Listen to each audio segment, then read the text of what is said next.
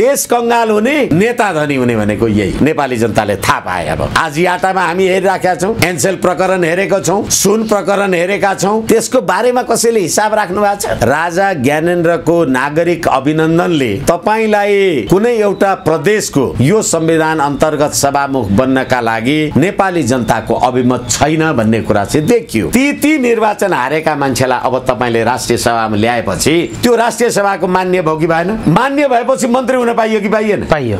अनि संविधान के भयो त? हो, त्यसैले यो संविधानको चिरहरण हुनुपर्छ भनेको उहाँहरूले गर्दै हुनुहुन्छ। प्रधानमन्त्रीले लाइन काट्छ र प्रधानमन्त्री कहाँ जोड्दै भन्नु पुग्यो। सबै राजनीतिक दलका नेता र अभिनेतालाई निर्वाचनमा कानुनी गैर कानुनी खर्च जुटाइदिने काम गरेका छन्, त्यसले गर्दा काटेर तीनै उद्योगपतिहरू पुष्पकमल दाहालजीकोमा ज्ञापन लिएर पुगे हुन्। 22 अर्ब भन्नुहोस्, 50 अर्ब, जे अर्ब भन्नुहोस्, 22 अर्ब बाँकी हुन्जेल विद्युत प्राधिकरणले किन लाइन काटेन? नेपाली जनतालाई नेपालको राष्ट्रियता बेचेर भुटानी बनाएर करोडौं खाने मान्छेहरू म करोडौंको भ्रष्टाचार गर्छु, लाखौं तिरेर अदालतबाट छुट्छु, अनि एउटा करोडौं भ्रष्टाचार गर्छ र लाखौं तिरेर छोड्छ, अर्को चाहिँ छुट्न पाउँदैन। तर जुन भ्रष्टाचारी छुटिराखेको हुन्छ अर्कोतिर अर्को पार्टीको ज्यान मुद्दाको अपराधी पनि छुट्या हुन्छ। तपाईको गणतन्त्रमा राष्ट्रिय एकताको प्रतीक को हो? तपाईको गणतन्त्रको राष्ट्रिय गानमा सयौं थुङ्गा फुलका एउटै माला हामी नेपाली भनेर जे भन्नुहुन्छ त्यो एउटै मालालाई आबद्ध गर्ने धागो के हो? त्यो यो संविधानले त राज संस्थावादी शक्तिहरूले पनि राज संस्थाको बारेमा वकालत गर्न पाउँछन्, आन्दोलन गर्न पाउँछन् त भने। तर हामी कैयौं थुङ्गा फुलका र त्यो कैयौं थुङ्गा फुल फुल्ने फुलबारी पृथ्वीनारायण शाहको नेतृत्वमा तपाईँ हाम्रा पूर्वजले बनाएको हो नि। यो फुलबारी फुल कहाँ फुल्यो त? तपाईँ राज संस्थावादी शक्तिलाई टुक्र्याएर सभामुखको जागिर खाने अनि देशमा राज संस्था ल्याउँछु भन्ने यिनै सबै उद्योगपति आदि इत्यादिहरूसँग जे चन्दा आदि इत्यादि असुल गर्नु भएको थियो। विविध घटनाक्रम र सन्दर्भमाथि केन्द्रित रहेर कुराकानी गर्नका लागि राजनीतिक विश्लेषक वरिष्ठ अधिवक्ता विष्णु भट्टराई हामीसँग हुनुहुन्छ। सर स्वागत छ। हजुर धन्यवाद। राजा ज्ञानेन्द्र अहिले मध्यवर्ती क्षेत्रको भ्रमणमा हुनुहुन्छ। नागरिकहरूका गुनासा सुन्दै उहाँ भैरवादेखि मध्यवर्ती क्षेत्रका जिल्लाहरूमा प्रवेश गर्नुभएको छ। यही बेला राजावादी शक्तिहरू विशेष गरी राप्रपा नेपालदेखि लिएर अरू पनि राजावादी शक्तिहरू एकीकृत भएर अगाडि बढ्ने सन्दर्भमा कुरा चलिरहेको बेला राजेन्द्र लिङ्गदेन नेतृत्वको राप्रपामा भाँड भैलो मचिएको छ भनिन्छ। डाक्टर प्रकाश चन्द्र लोहनीले एउटा विज्ञप्ति जुन कोशी प्रदेशको सभामुख लिने विषयमा सुरु भएको बहस छताछुल्ल छ। किन यस्तो हुँदैछ? पहिलो कुरा त हामीले जतिखेर 62-63 को आन्दोलन पछाडि गणतन्त्रको स्थापना गर्यौं भनेर तत्कालीन कांग्रेस, एमाले, माओवादी लगायतका राजनीतिक शक्तिहरूले जे भने, हामीले त्यतिखेरैदेखि नेपालमा राष्ट्रिय एकता र अखण्डता स्वाधीनताको प्रतीकको रूपमा राज संस्थाको अनिवार्यता छ भन्यौं। त्यसको 17 वर्ष पछाडि आएर अस्ति पुस 27 गते श्री 5 बडा महाराज धिराज पृथ्वीनारायण शाहको 302औं जन्मोत्सव र राष्ट्रिय एकता दिवसमा सबै गणतन्त्रवादी आएर राष्ट्रिय एकता दिवसलाई चाडको रूपमा स्वीकार गरे। यसरी हामीले विगत 17 वर्षदेखि पछिल्लो पटक भन्नुहोस्, विगत 17 वर्षदेखि हामीले संवैधानिक राज संस्थाको बारेमा जे वकालत गर्दै आएका थियौं, प्रकारान्तरले आज गणतन्त्रवादी शक्तिहरू पनि राज संस्थाको निकट अथवा पृथ्वीनारायण शाह, हिजो पृथ्वीनारायण शाहको शालिगमा लातले हानेर गणतन्त्र ल्याएका शक्तिहरू 27 गते यो देशका दलपति राष्ट्रपति के छन्, उनीहरूले पनि पृथ्वीनारायण शाहको शालिगमा माल्यार्पण गरे र त्यसै गरेर गणतन्त्रवादी पार्टीका अध्यक्षहरूले पनि राजावादीहरूले पृथ्वीनारायण शाहलाई हाम्रो मात्रै सम्पत्ति हो भनेर भन्ने नगरून्, पृथ्वीनारायण शाह सबैका हुन् भनेपछि एक प्रकारले म तपाईहरुलाई के निवेदन गर्न सक्दछु भने राज संस्थाको एजेन्डा तपाईले राजनीतिक रूपले स्वीकार गर्नुभयो। अब यही प्रसङ्गमा अहिले कोशी प्रदेशमा सभामुख बन्ने कुरामा राष्ट्रिय प्रजातन्त्र पार्टीभित्रको जे द्वन्द्व भयो होला, यो सम्पूर्ण कुरालाई हेर्दा र देशभरि राजा ज्ञानेन्द्रको नागरिक अभिनन्दनले तपाईलाई कुनै एउटा प्रदेशको सभामुख बन्नका लागि, यो संविधान अन्तर्गत सभामुख बन्नका लागि नेपाली जनताको अभिमत छैन भन्ने कुरा चाहिँ देखियो। त्यो अभिमत छैन भनेपछि तपाईँ राष्ट्रिय प्रजातन्त्र पार्टीका साथीहरूले तपाईको पार्टीभित्र निर्देशक समिति, अनुशासन समिति जे बनाउनु भएको छ र राष्ट्रिय प्रजातन्त्र पार्टीका भूतपूर्व अध्यक्ष प्रकाश चन्द्र लोहनीजीले जुन प्रकारको निर्देश अथवा निर्देशक समितिले जे निर्देश गरेको छ, तपाईले बनाउनु थियो, बनाइसक्नुभयो। अब तपाईँ चाहिँ स्टेप डाउन गर्नुहोस्, किनभने 27 गतेबाट पनि हामीले के हेर्यौँ भने राजावादीहरू, राज संस्थावादी, खास गरेर राजावादी भन्छन् राजाको वाद हुँदैन, संवैधानिक राज संस्था हुन्छ। यसै कारणले गर्दाखेरि किङइजम होइन, मोनार्किजमलाई नेपाली जनताले अब आफ्नो राष्ट्रिय एकताको प्रतीकको रूपमा स्थापित गरेका छन्। हिजो बनाइहाल्नुभयो, अब तपाईँ फागुन 1 गतेदेखि आन्दोलन गर्ने भन्ने, हामी राप्रपा नेपाल हौँ भन्नेहरू पनि हामी पनि आन्दोलन गर्ने, र जुन अब हामी जस्तै ठिक छ हाई प्रोफाइलका अरू राजनीतिक दलहरू नहोलान्, तर अरू जो सानातिना हामीभन्दा हैसियतले अलि सानो सङ्ख्यामा अरू पनि जे राजनीतिक शक्तिहरू होलान्, अथवा राजनीतिक पार्टी नखोलिकन पनि नागरिक अभियन्ताका रूपमा जो पनि राज संस्थावादी शक्तिहरू होलान्, तिनीहरू सबैलाई सम्बोधन गर्नका लागि अब सडक र सदन दुवैबाट नेपाली जनताले आन्दोलन गर्नुपर्छ। तपाईले यो गणतन्त्रको संविधानलाई संस्थागत गर्ने कुराको सभामुख हुने काम आवश्यक छैन। विष्णु सर, यो विषय प्रष्ट पारिदिनु भयो। अब सरले भन्दै गर्नु हुँदाखेरि यो आवश्यकता सभामुखबाट राजीनामा दिनुपर्छ राप्रपाको सांसदले भन्न खोज्नु भयो, अलिकति प्रष्ट पारिदिनु। सभामुखबाट राजीनामा दिनुपर्छ भन्ने भन्दा पनि पार्टीको अनुमति बिना त तपाईँ त्यहाँ जानु भएन। पार्टीले तपाईँलाई रिकल गरे त भइहाल्यो नि। हामी अब सभामुख हाम्रो यो के विष्ट अमरबहादुर विष्टजी के हुनुहुन्छ, तपाईँहरू स्टेप डाउन गर्नुहोस्। भुवन पाठक तपाईँ जे हुनुहुन्छ, तपाईँहरू स्टेप डाउन गर्नुहोस्, किनभने फागुन 1 गतेदेखि त पार्टी आन्दोलन, जनआन्दोलनमा जाने भएको छ।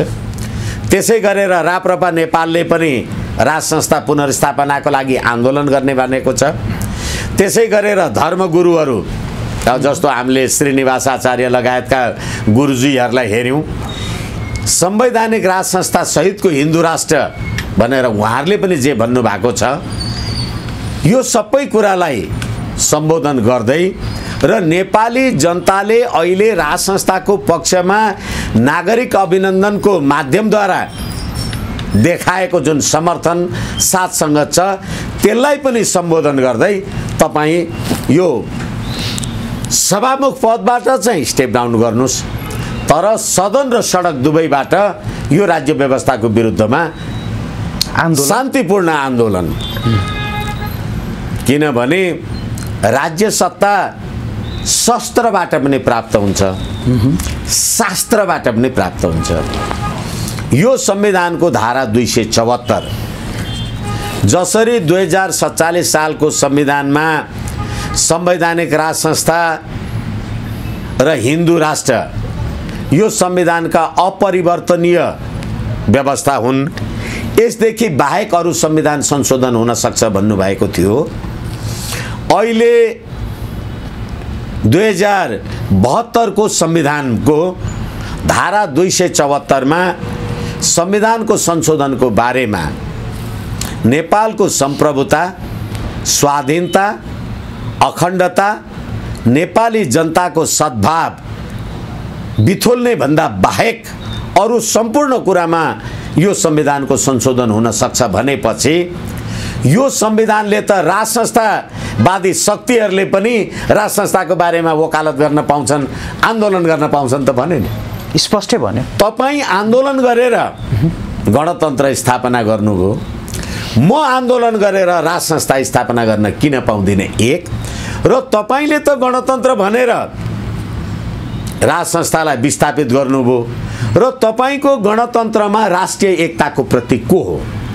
तपाईँको गणतन्त्रको राष्ट्रिय गानमा सयौं थुङ्गा फुलका एउटै माला हामी नेपाली भनेर जे भन्नुहुन्छ, त्यो एउटै मालालाई आबद्ध गर्ने धागो के हो? त्यो के राष्ट्रपति हुन सक्ला? अनि अहिले हामी विभिन्न जात जाति वर्ग धर्म वर्ण जे छौँ, चाहे तपाईँ किराँती भन्नुहोस्, चाहे तपाईँ मङ्गोल भन्नुहोस्, अथवा जे भन्नुहुन्छ, तपाईँ के शेर्पा भन्नुहुन्छ, तामाङ भन्नुहुन्छ, तामाङ शेर्पा किराँती भन्ने जुन जात थरी छ हाम्रो, 4 वर्ण 36 जातको फुलबारी भन्ने पृथ्वीनारायण शाह र पृथ्वीनारायण शाहको नेतृत्वमा किराँत राई लिम्बू गुरुङ मगर बाहुन क्षेत्री सबै सेनामा थियौँ नि, हाम्रा पूर्वजहरू थिए नि। हामीले आर्जन गरेको मुलुकमा अब के अमेरिका किराँती खोजेर पाइन्छ? भारतमा शेर्पा खोजेर पाउनुहुन्छ? यसकारण तपाईँ शेर्पा हुनु नै नेपाली हो, किराँती हुनु नै नेपाली हो, भट्टराई हुनु नै नेपाली हो। यसकारणले गर्दाखेरि 4 वर्ण 36 जातको फुलबारीका माला फुलहरूलाई विभिन्न टुक्रामा कसले बाँड्यो? किनभने अहिले तपाईँले भन्न चाहिँ सयौं थुङ्गा फुलका भन्नुभयो, तर हामी सयौं थुङ्गा फुल होइन। सयौं थुङ्गा फुल भनेको मखमली मात्रै हो, मखमलीका पनि 100 थुङ्गा हुन्छन्, क्यातुके मात्रै हो, सयपत्री मात्रै हो, कमल मात्रै होइन। तर हामी कैयौं थुङ्गा फुलका, र त्यो कैयौं थुङ्गा फुल फुल्ने फुलबारी पृथ्वीनारायण शाहको नेतृत्वमा तपाईँ हाम्रा पूर्वजले बनाएको हो नि। यो फुलबारी फुल कहाँ फुल्यो त? फुलबारी कसले बनाए त? यसकारणले गर्दा त्यो फुलबारी राष्ट्रिय एकताको प्रतीक राज संस्था चाहने शक्तिले अहिले कोशी प्रदेशमा तपाईँले एउटा जे गर्नुभयो त्यसले पार्टीभित्र द्वन्द्व, राज संस्थावादी शक्तिहरूलाई विभाजनको सङ्घारमा पुर्याइराखेको छ भने तपाईँ त्यसबाट स्टेप डाउन गर्नुभयो। तपाईँ अहिले त्यो सभामुखलाई फिर्ता बोलाउनु भयो भने त्यसले राज संस्थावादी शक्तिलाई एकताको सूत्रमा बाँध्छ भने तपाईँ राज संस्थावादी शक्तिलाई टुक्र्याएर सभामुखको जागिर खाने अनि देशमा राज संस्था ल्याउँछु भन्ने कुरा त भएन। किनभने हामीले गरेर हेऱ्यौँ, प्रयोग गरेर हेऱ्यौँ, हामीले बागमती प्रदेशमा पनि गरेर हेऱ्यौँ, कोशी प्रदेशमा पनि गरेर हेऱ्यौँ। यसकारणले गर्दाखेरि अब तपाईहरू राज संस्था पुनर्स्थापनाको आन्दोलनमा सडक र सदनबाट आवाज बुलन्द गर्नुस्, सभामुख र मन्त्री सन्त्रीको पद अवस्थाको कुरा चाहिँ होइन भन्ने सन्देश राजाको यो नागरिक अभिनन्दन समारोहले पनि दिएछ। तपाईकै आफ्नै पार्टीभित्रका साथीहरूको जुन प्रकारको गतिविधि अहिले सार्वजनिक भएका छन् त्यसले पनि सम्बोधन गरेको छ भने देश रह्यो, पार्टी रह्यो, तपाईँ र हाम्रो एकताको बल रहिरह्यो भने यस्ता सभामुख, यस्ता मन्त्री प्रधानमन्त्री त भइरहला नि, के फरक पर्छ र? एकदमै राम्रो कुरा। विष्णु सर, अब अलिकति राजनीतिक प्रसङ्ग, आर्थिक प्रसङ्गमा जोड्न चाहन्छु। विशेष गरी यो ट्रङ्क लाइन र डेडिकेटेड लाइन नेपालमा एक त भएका उद्योगहरू, पञ्चायतकालमा खुलेका उद्योगहरू धेरै बन्द गराइयो। अब व्यवसायीहरूलाई ट्रङ्क लाइन र डेडिकेटेड लाइन भनेर दुई प्रकारले विद्युत आपूर्ति गरिरहेको सन्दर्भमा लगभग 22 अर्ब रुपैयाँ चाहिँ बक्यौता रहेको, तिर्न बाँकी रहेको कुरा केही समय अगाडि सञ्चार माध्यममा आयो। त्यस लगत्तै प्रधानमन्त्री प्रचण्डको निर्देशनमा नेपाल विद्युत प्राधिकरणका कार्यकारी निर्देशक कुलमान घिसिङले आफ्नै अग्रसरतामा विभिन्न उद्योगको बिजुली काट्नुभयो। अब त्यस पछाडि अहिले आएर त्यो 22 अर्ब मध्ये 4 अर्ब चाहिँ किस्ताबन्दीमा तिर्नु पर्ने, त्यस बाहेकको पैसा तिर्न नपर्ने गरी केही सहमति गरेर भित्रभित्रै अर्कै खेल हुँदैछ भन्ने कुरा सुन्नमा आछ। यो विषय के हो विष्णु सर? मैले यो विषय तपाईहरु समक्ष निवेदन गर्ने अवसर प्राप्त गरिन होला। त्यतिखेर मैले त्यतिखेरै यस विषयमा यी उद्योगपतिहरू प्रधानमन्त्री पुष्पकमल दाहालजीकोमा यो ट्रङ्क लाइन, डेडिकेटेड लाइन जोडिएका उद्योगपतिहरू प्रधानमन्त्रीजीकोमा ज्ञापन लिएर जानुभयो भन्ने बारेमा आम सञ्चारले राखेको जिज्ञासामा मैले भनेको थिएँ, विद्युत लाइन जडान गर्ने को? विद्युत प्राधिकरण। अनि त्यो विद्युत प्राधिकरणले विद्युत सप्लाई गर्ने नगर्ने कुरा विद्युत प्राधिकरणको नियम होला, कानुन होला। तपाईँ हाम्रो घरमा पनि विद्युतको लाइन जडान छ, हामी महिना दिनमा पछि बिजुलीको बिल आउँदा उल्टा त्यसमा सर्भिस चार्ज जोडेर पैसा लिन्छ र हामी 1500 2000 तिरेनौँ भने हाम्रो लाइन काट्छ। अर्बौं बाँकी हुँदाखेरि किन काटेन होला? किनभने फेरि पनि घुम्दै फिर्दै यो राज्य सत्ता सञ्चालनका लागि, यो राज्य सत्तामा पदमा पुग्नका लागि, तपाईले आफ्नो राजनीतिक दल पार्टी चलाउनका लागि, निर्वाचनमा घुमिनका लागि यिनै सबै उद्योगपति आदि इत्यादिहरूसँग जे चन्दा आदि इत्यादि असुल गर्नु भएको थियो, तिनै उद्योगपतिहरू पुष्पकमल दाहालजीकोमा ज्ञापन लिएर पुग्या हुन्। नभए प्रधानमन्त्रीले लाइन काट्छ र प्रधानमन्त्री कहाँ जोड्दै भन्न पुग्यो। यसै कारणले गर्दा र फेरि 22 अर्ब भन्नुस्, 50 अर्ब, जे अर्ब भन्नुस्, 22 अर्ब बाँकी हुन्जेल विद्युत प्राधिकरणले किन लाइन काटेन? किनभने अहिले सबै आफूलाई ठुला हुँ भन्ने राजनीतिक दलहरू, कांग्रेस, एमाले, माओवादी जे हुन्, सबै राजनीतिक दलका नेता र अभिनेतालाई निर्वाचनमा कानुनी गैर कानुनी खर्च जुटाइदिने काम गरेका छन्। त्यसले गर्दा काटेन। नभए तपाईको काट्ने, मेरो किन नकाट्ने? 2000 पुग्नु पाए हुँदैन मेरो लाइन काट्छ, तपाईको चाहिँ अर्बौं किन नकाट्ने? एक। र आज तपाईले जुन कारणले गर्दा सम्माननीय प्रधानमन्त्रीजी र तपाईको मन्त्री परिषद, तपाईको गणतन्त्रलाई भन्दैछु म, तपाई आफू बसेर मन्त्री परिषदको निर्णय गरेर डेडिकेटेड ट्रङ्क लाइन काट्नुहुन्छ महसुल तिरेन भनेर, महसुल चाहिँ तिरेकै छैन, फेरि 15 दिन पुग्या छैन, फेरि क्याबिनेट बसेर लाइन नकाट भन्नुहुन्छ।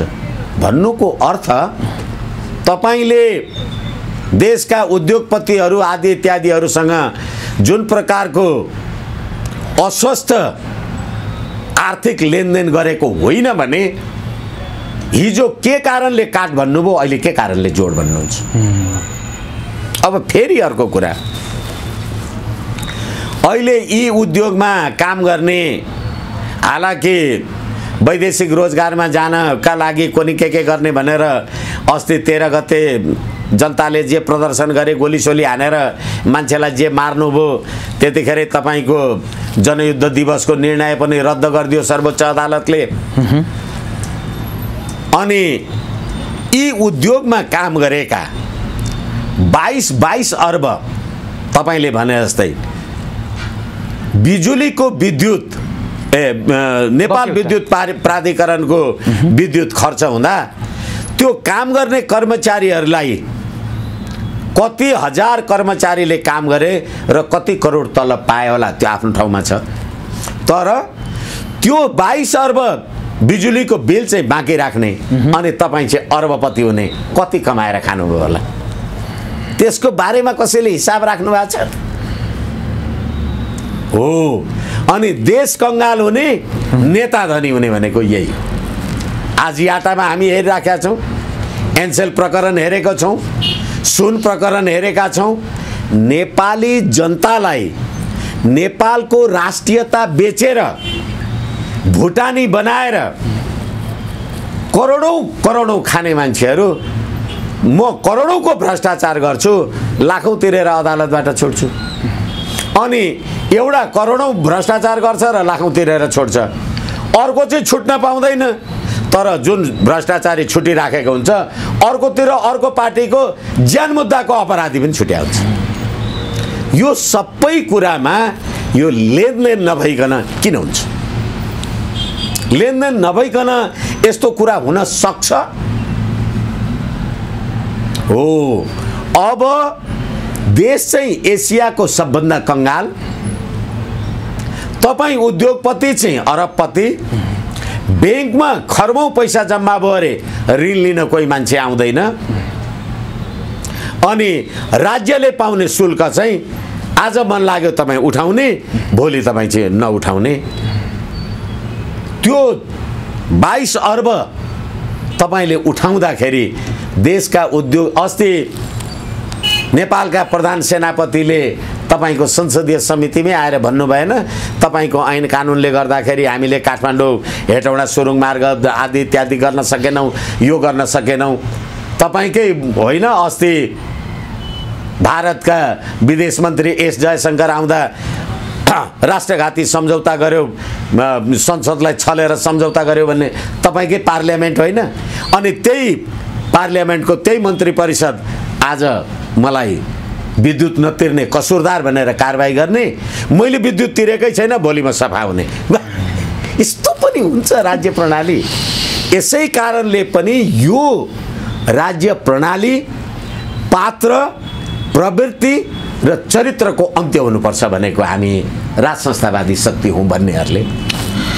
विष्णु सर, यो एउटा प्रसङ्ग भयो।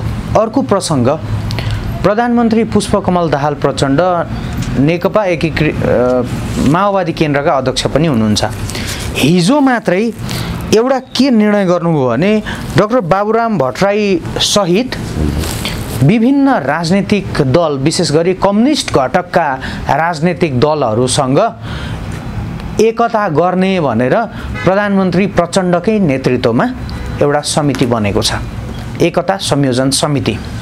एमालेलाई भित्तामा पुर्याउने, कम्युनिस्ट शक्तिहरू एक ठाउँमा ल्याउने भन्ने अभिप्राय उहाँहरूको देखिन्छ। अब कुनै समय एउटा आँखा लिएर नयाँ शक्ति गठन पश्चात संघीय समाजवादी पार्टी हुँदै बाबुराम भट्टराई अहिले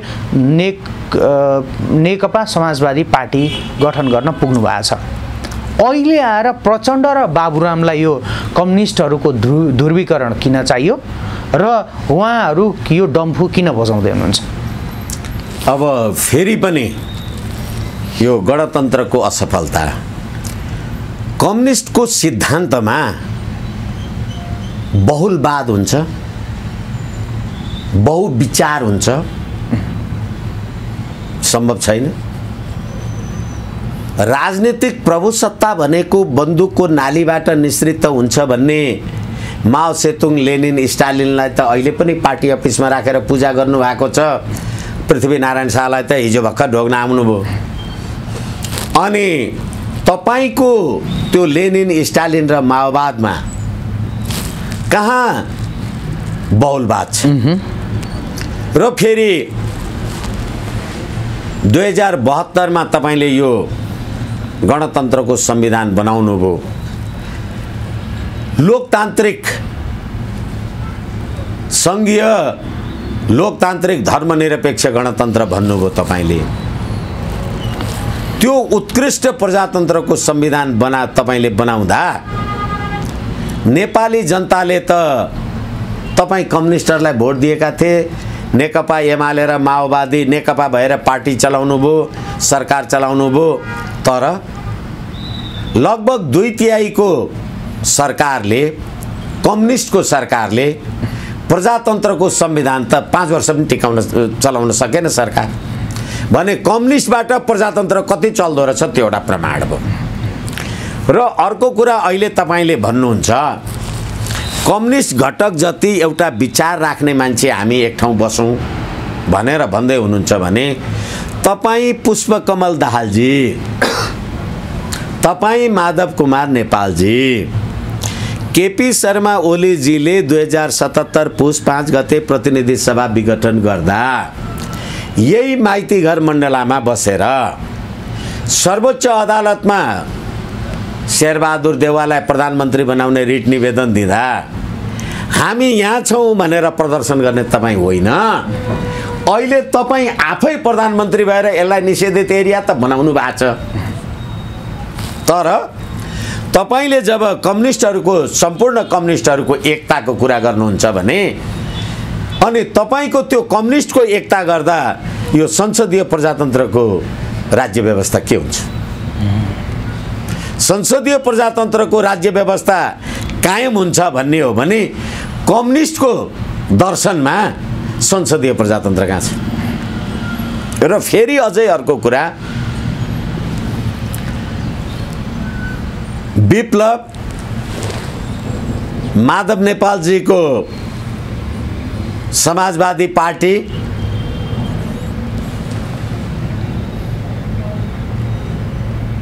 पुष्पकमल दाहालजीको पार्टी यिनीहरू सबै पार्टीहरू मिलेर समाजवादी पार्टी गर्ने एउटा मोर्चा गठन गर्ने आदि इत्यादि भनेर तपाईहरुले भन्नुभयो। अनि तपाईले त समाजवादी मोर्चा खोज्नुभयो, अब साम्यवादी चाहिँ खोज्न छोड्नुभयो। फेरि अर्को कुरा तपाईहरुलाई म निवेदन गरौँ, तपाईले 17,000 नेपाली जनताको शहादत, तपाईहरुले आन्दोलन गरेको नेतृत्वको, तपाईहरुले नेतृत्व गरेको आन्दोलनमा 17,000 नेपाली जनताको शहादत भयो। फागुन 1 गते तपाईले त्यसलाई जनयुद्ध दिवस भन्नुभयो। मैले तपाईहरुसँगै धेरैचोटि भनेको छु, नेपाली जनताले कसको विरुद्धमा आन्दोलन गरेका थिए र फागुन 1 गते तपाईले जनयुद्ध दिवस भन्नुभयो? त्यो माओवादी जनयुद्ध दिवस थियो र तपाईले गैर माओवादीलाई मार्नुभयो, हाम्रा अरु दाजुभाइ आदि इत्यादिलाई मार्नुभयो। तर त्यो 17,000 तपाईले मारेका मान्छे अहिले पनि टीआरसी सत्य निरूपण तथा मेलमिलाप आफ्नो ठाउँमा, द्वन्द्व जे छ त्यो त्यसको प्रक्रिया आफ्नो ठाउँमा छ। गर्दा गर्दै अब सर्वोच्च अदालतले भन्यो होइन, यो जनयुद्ध दिवस नेपाली जनताको होइन। संविधानमा पनि जनयुद्ध छैन र जुन 17,000 मान्छे मारेर तपाई पटक पटक प्रधानमन्त्री हुनुभयो, बाबुराम भट्टराईजी, पुष्पकमल दाहालजी, तपाईले मारेका, तपाईद्वारा मारिएका मान्छेहरू, तिनका आफन्तहरू सडकमा रोइराखेका छन्, न्याय पाएको छैन। अनि तिनैका भाइ छोरा प्रहरी र सेनामा जागिर खाएका छन्।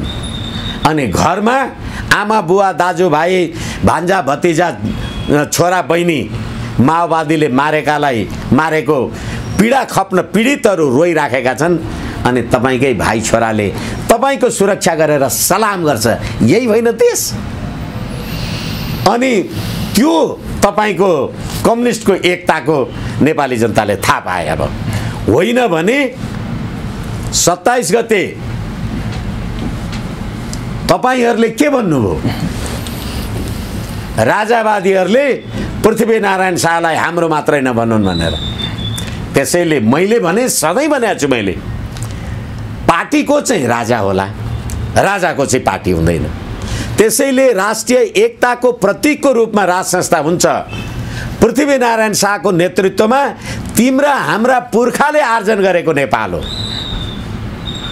अनि दलपति रामचन्द्र पौडेल पनि पृथ्वीनारायण शाहलाई शालिगमा माल्यार्पण गर्न आउने, अनि राज संस्थावादी पनि पृथ्वीनारायण शाहको शालिगमा माल्यार्पण गर्न आउने भने यो देशमा गणतन्त्र छ? गणतन्त्र भयो भने त राजावादी हुन नपाउने नि। तर हामीले के भनेका छौँ भने राजा राष्ट्रिय एकताको प्रतीक हुन्छ। राष्ट्रिय एकता, अखण्डता, स्वाधीनता यो हुन त बोलीचालीको भाषा छ, मैले धेरै ठाउँमा भन्ने गरेको छु। तपाईँ पृथ्वी जयन्ती भन्नुहुन्छ, राष्ट्रिय एकता चाहिँ दिवस भन्नुहुन्छ। पुस 27 गते बडा महाराज धीराज पृथ्वीनारायण शाहको अन्त्य भएको दिन हो कि उदय भएको दिन हो? उदय भएको दिन हो। त्यसैले पृथ्वी जयन्ती होइन, पृथ्वी जन्म दिवस। र राष्ट्रिय एकता दिवस।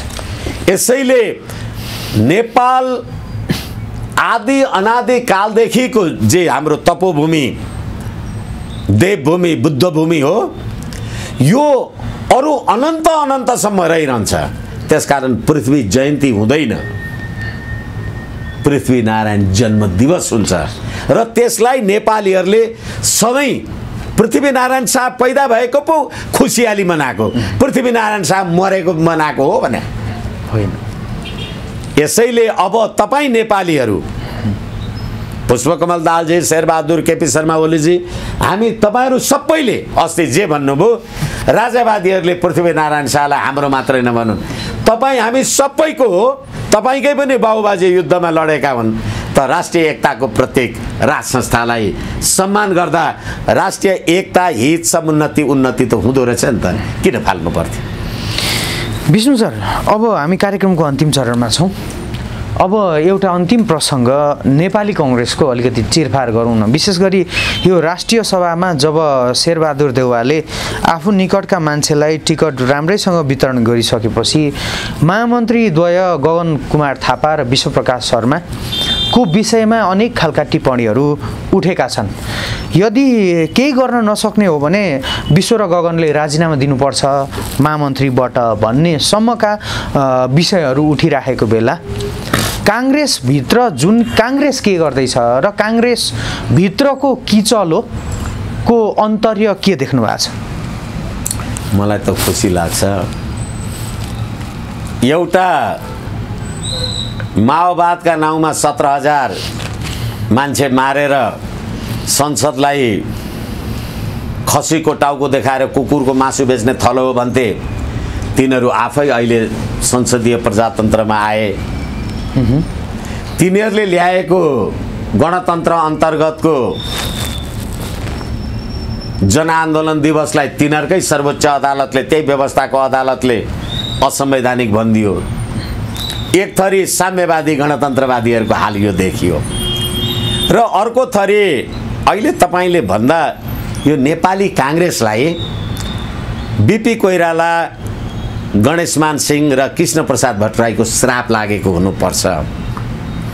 नेपाली काङ्ग्रेस पार्टीको केन्द्रीय कार्यालयमा यी तीनजना मूर्धन्य व्यक्तित्वहरू, नेताहरू, मार्गदर्शक जे भन्नुहुन्छ उहाँहरूले भने बीपी कोइराला, गणेशमान र कृष्ण प्रसाद भट्टराई कहिले गणतन्त्रवादी भए? अनि तपाईँले अहिले बीपी कोइराला लगायतका मान्छेहरूलाई नेपाली काङ्ग्रेसको आदर्श पुरुष जे भन्नुहुन्छ र आफूलाई गणतन्त्रवादी भन्दा बीपी कोइराला, गणेशमान, कृष्ण प्रसाद भट्टराईहरूले तिमीहरूलाई श्राप दिन्छन् होला कि आशीर्वाद दिन्छन् होला? हो, त्यही आशीर्वाद अब काङ्ग्रेसभित्र, त्यही श्राप काङ्ग्रेसभित्र देखिन लाग्यो। कसरी देखियो? तपाईँले जतिसुकै गफ गरे पनि, तपाईँले जतिसुकै गफ नगरे पनि 12 बुँदे समझदारी गर्दा दिल्लीमा गएर 12 बुँदे समझदारी डोकोमा बोकेर आउँदा त भरियाहरू तपाईँ सबै हुनुहुन्थ्यो नि। अनि अहिले मालिकले जे भन्नुहुन्छ त्यही गर्ने हो। विश्वप्रकाशजी गर्नुहुन्छ, तपाईँहरू के गर्न सक्नुहुन्छ र? के मालिक त एउटै न हो? तपाईँ पनि त्यही घरको ढोकाको रखबारी गर्नुहुन्छ, म पनि त्यही घरको अर्को ढोकाको रखबारी गर्छु। अनि मालिकले सुत भन्यो भने सुत्ने हो, उठ भन्यो भने उठ्ने हो। होइन भने राष्ट्रिय सभा भनेको मैले बुझेको ठिकै हुनुपर्छ जरुरी छैन। यो बेलायती धारणाद्वारा आयो। यसलाई हाउस अफ लर्ड्स भन्नु। विद्वान, लब्ध प्रतिष्ठित बुद्धिजीवीहरू जो राष्ट्र निर्माणमा उनीहरूको बौद्धिक योगदान वाञ्छनीय हुन्छ, परमावश्यक हुन्छ र त्यसलाई राज्य सञ्चालनमा प्रयोग गर्नका लागि राष्ट्रिय सभाको परिकल्पना गरिएको हुन्छ। यो संविधानको धारा 78(4) जहाँसम्म मलाई स्मरण छ,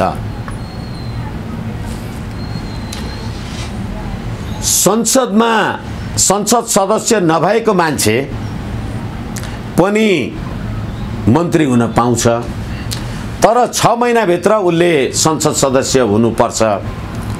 तर त्यो प्रतिनिधि सभाको निर्वाचनमा चुनाव हारेको मान्छे रहेछ भने त्यो प्रतिनिधि सभाको 5 वर्ष कार्यकालमा त्यो मान्छे मन्त्री हुन पाउँदैन भनेर लेखेको छ। अहिले तपाईले जुन मान्छे यो नेपाली कांग्रेसबाट पठाउनु भो ती निर्वाचन हारेका मान्छेलाई अब तपाईले राष्ट्रिय सभामा ल्याएपछि त्यो राष्ट्रिय सभाको मान्य भयो कि भएन? भयो। मान्य भएपछि मन्त्री हुन पाइयो कि पाइएन? पाइयो। अनि संविधान के भयो त? हो, त्यसैले यो संविधानको चिरहरण हुनुपर्छ भनेको उहाँहरूले गर्दै हुनुहुन्छ। मेरो लागि त खुसीको विषय हो। यस कारणले गर्दाखेरि राष्ट्रिय सभाको मान मर्यादा, यसको इज्जत प्रतिष्ठा, यसको सिद्धान्त आदर्श दर्शन जे हो त्यसलाई समाप्त पार्ने काम नेपाली कांग्रेसले गर्यो। हस् विष्णु सर, महत्त्वपूर्ण समय दिनुभयो, महत्त्वपूर्ण विचार राखिदिनु भयो। यहाँलाई धेरै धेरै धन्यवाद। हस्, धन्यवाद।